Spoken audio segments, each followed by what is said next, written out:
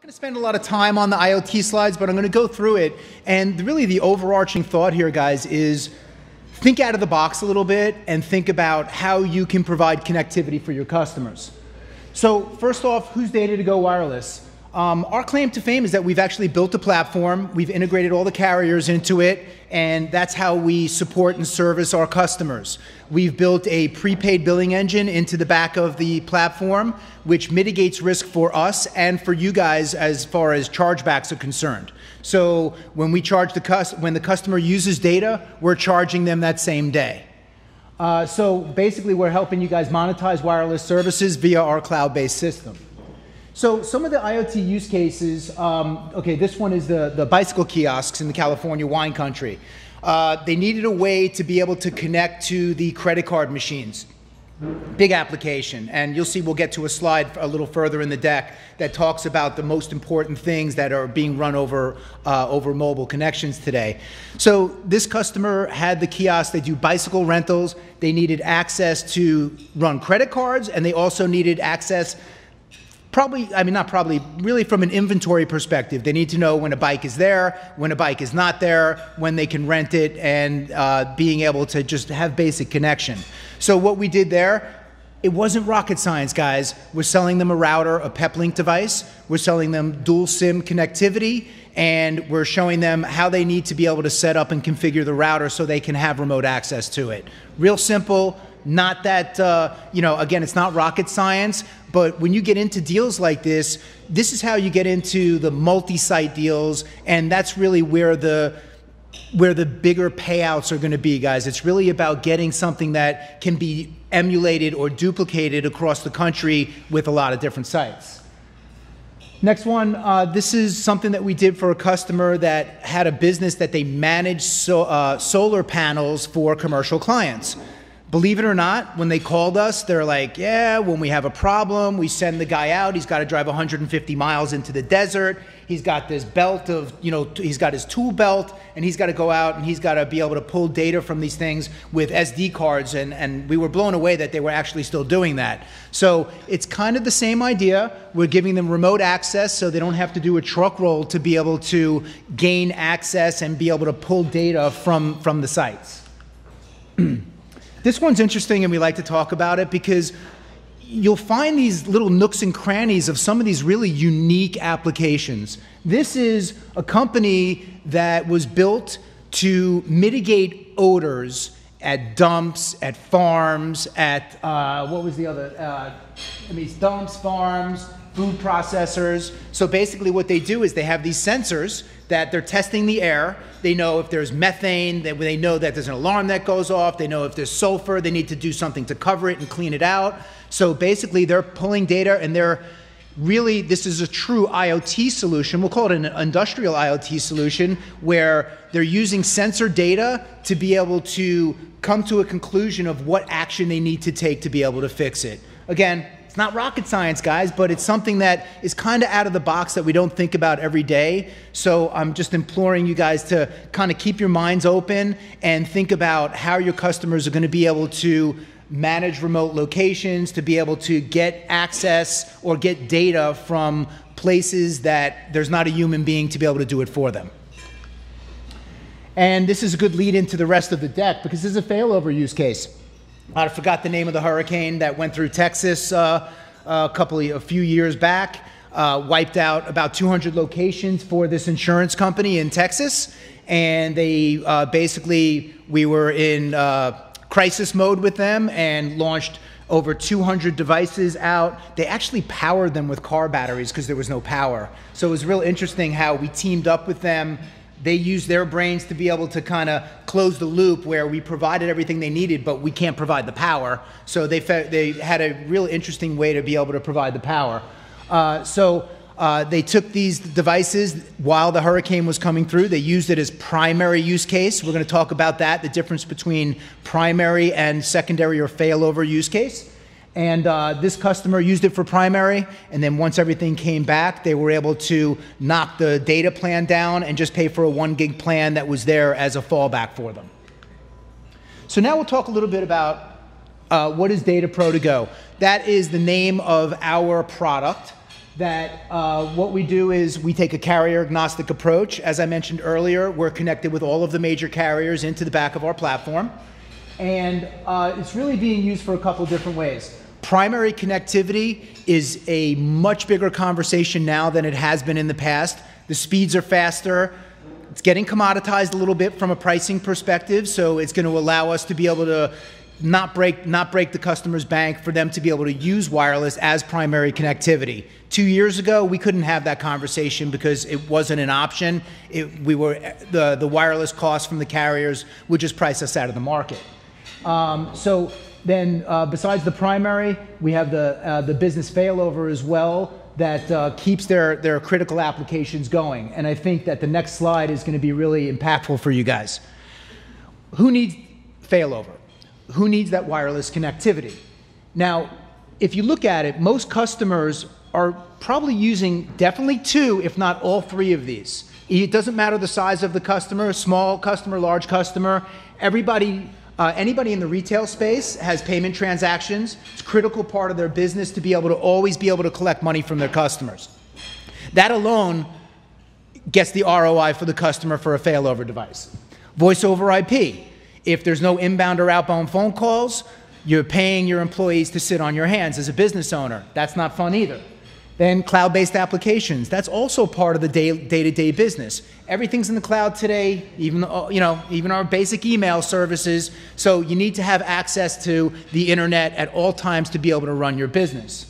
Very interesting way that we describe it to the customers, and it's a good way for you guys to be able to talk to the customers. Most of the customers are saying, yeah, I understand the payment transactions because I can't collect money from my customers. So that's truly revenue impacting. But the VoIP and the cloud-based applications, that's impacting the business in a different way, and the business owners really don't see it until you say it to them.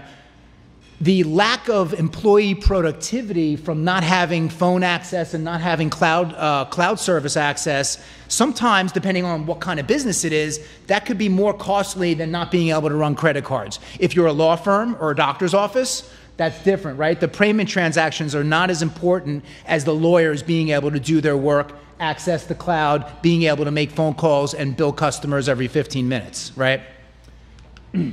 Now, which device is right for a customer's application?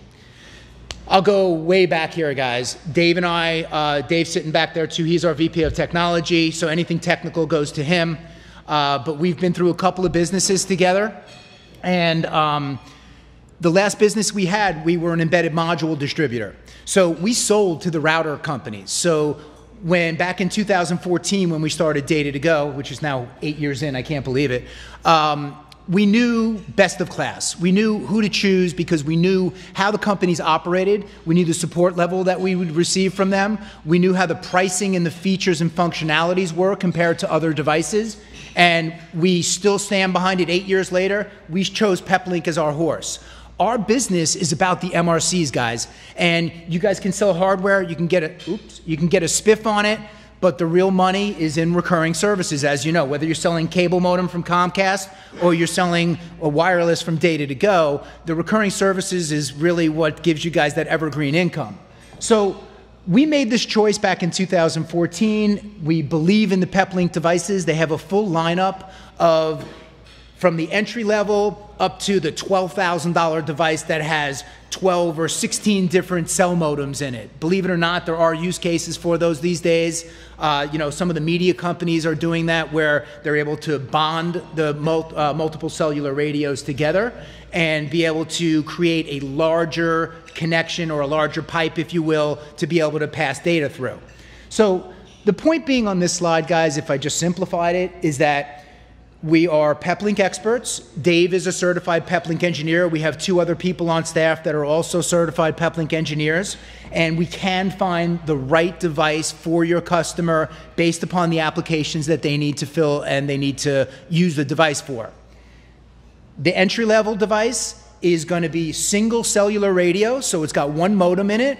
But even that entry-level device that has 1 cell radio has 2 SIM cards. So everything that we put out in the field has diverse carrier access. We're not activating both unless the customer wants to pay for 2 plans, but we'll always have that second one in there where with a 3-minute email, call into support for Data2Go. We can remotely access the device and be able to switch carriers if there happens to be a problem on carrier A, and we have the ability to switch to carrier B. Now we'll talk a little bit about these plans. We've had them out there forever, guys, so it's going to be old hat for some of you, and for some of you who've seen this the first time. On the left side is really where 80 or 90% of our revenue in the failover strategy comes from. It's a CapEx model. The customer buys the router up front, they own it, and then we charge them for the data plan, and that's month to month. It's a good differentiator between what the carriers are selling. The carriers are going to sell something to this customer, and they're going to put them into a contract, and the carrier, and you're stuck with it. It's hard to change the plan amount. It's hard to make changes on the account. We give the customer a lot of freedom with the flexibility that we offer them on this CapEx model. Again, you pay for it. Customer, Barry came to me before we started and said, hey, I got a customer. It's going to take some time for them to get their primary fiber in. Can we use you guys as primary? And yes, the answer is yes. Bring it in for primary until the cable modem or the fiber comes in, and then we can change the customer's rate plan down to the entry-level 1 gig plan that they actually have for standby for failover. On the right side is the bundled solution. We call it failover as a service. It's the OpEx, where the customer doesn't have to pay up the capital expense for the hardware up front. They get to put it on the operational expenses. And that starts at $59, $59.95 per month. It includes the 1 gig plan. It includes the entry-level hardware device, the Peplink Max BR1 Mini. It includes, and it also includes access to the cloud portal for Peplink as well. These are the deals on the OpEx side. Depending on the size of the deal, we're going to work with you guys, and we're going to do custom pricing for you. If a customer comes to us and they have 400 sites, we're not going to charge them $59.95, or if we do charge them $59.95, we're going to upgrade their device. We're not going to charge them for the public static IPs. Again, we're going to that flexibility and that custom pricing that's available when you bring something with volume. Volume speaks volumes. Now, this is something that's brand new, and we're so happy about it. Some of our competitors have come to the market, and they're throwing out these unlimited plans, but they're really limited, just like the old T-Mobile commercial. I've been hitting up the carriers for something that we can do that's going to be close to what's being offered out there.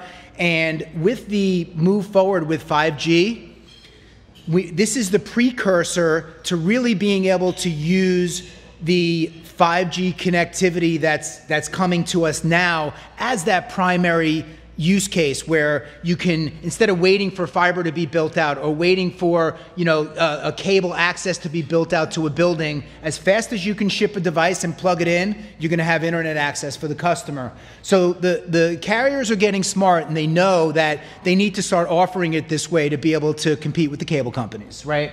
So what we have here is we have a couple of different ways to look at it. We're not going to go down the rabbit hole today, and we can talk to you guys and we can send this over to you, but there's options based upon what's important to the customer. Some customers only need 10 meg of throughput. So if that's the case, they can choose from the left side, which is a little bit less expensive.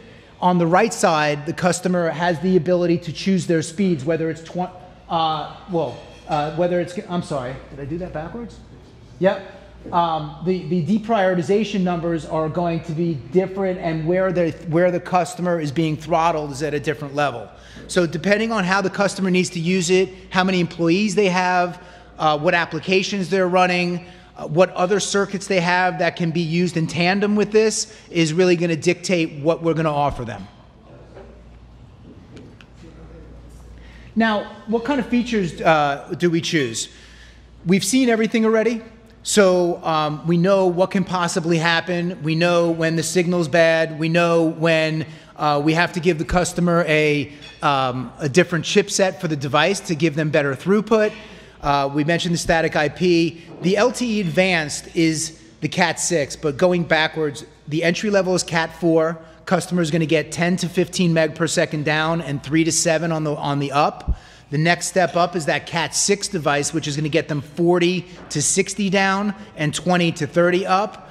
And now there's other hardware devices that are coming out that can get you in excess of speeds in excess of 100 meg per second.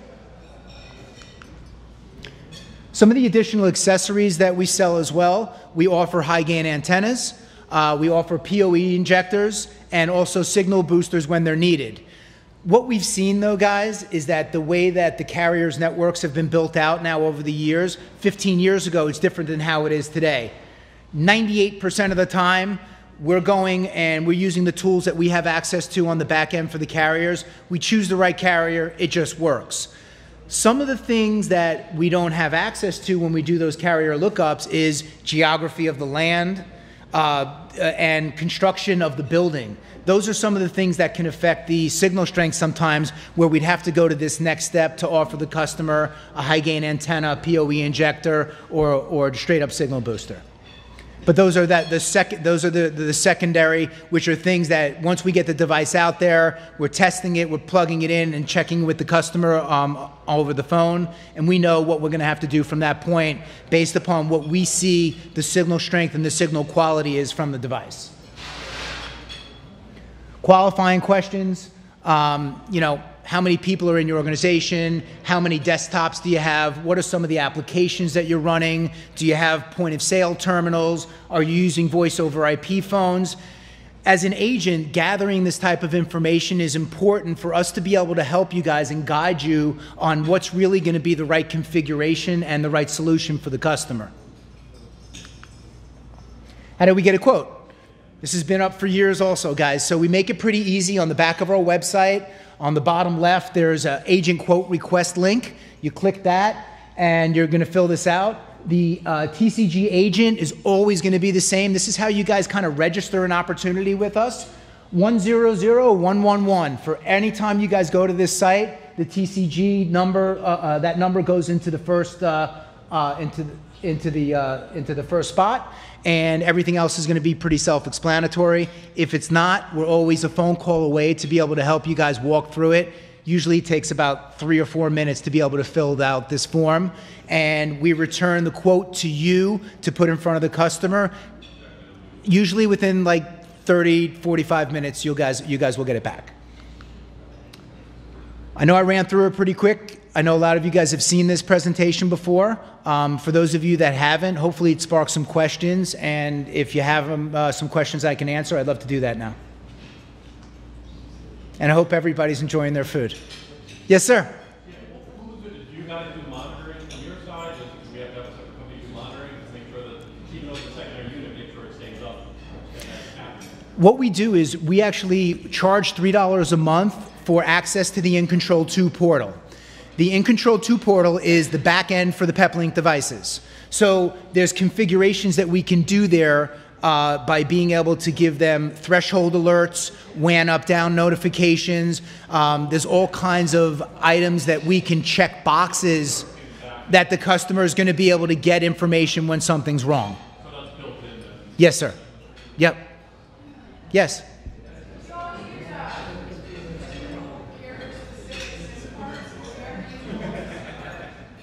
We use carrier-specific SIM cards for a reason. What we're doing here with the failover solution, we have to be able to have the bandwidth to be able to support a customer's office. And what we see is that the multi-IMSI SIMs are always going through a private IP addressing scheme, which means they're going through somebody's data center. It's providing extra hops versus keeping it on the carrier network. So when we compared the two, when we first started it's a great question. When we first started in 2014, we set up a private network and we set up a public network. And it was very clear to us that the customers that needed to support their office when the cable modem or the fiber went down and they had 30 people in the office, they couldn't do it through the private IP addressing. It just wasn't fast enough. So we didn't see the need for, in this application, for the multi-IMSI. To me, to your point, Multi-IMSI SIM is a perfect fit for a mobile application if you're doing asset tracking or you're tracking somebody in a truck that needs to be able to drive state to state and you're going to have that need to switch carriers on the fly. But this is fixed wireless. So if we're doing our research correctly up front, we're picking the carrier and normally that never changes.